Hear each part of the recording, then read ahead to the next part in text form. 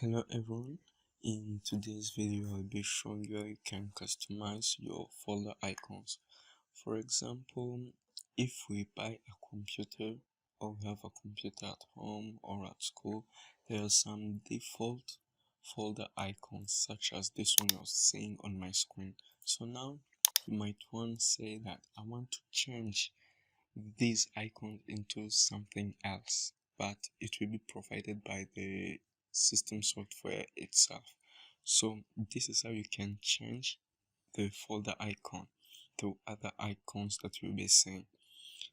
First of all, you're going to locate the folder you want to change. So let's say I want to change the icon of this folder called evolution. So now all I have to do is to go to the folder and then left click it. Now you should see a lot of things, and then you're going to locate where it's written properties, and then you're going to press on it. After that, you should see an interface such as this one, and then you're going to locate where it's written customize, which should be right here, and then you're going to press on it.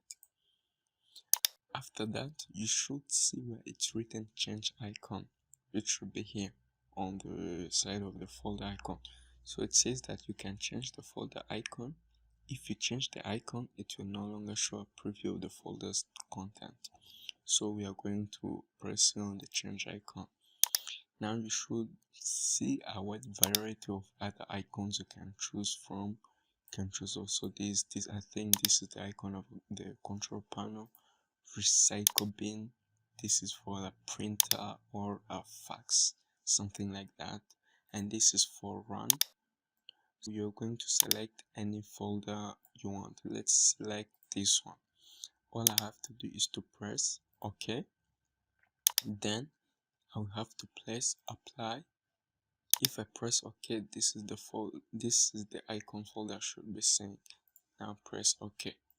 As you can see, now it has been changed to this icon I have selected. Basically, that's it for today, and thanks for watching.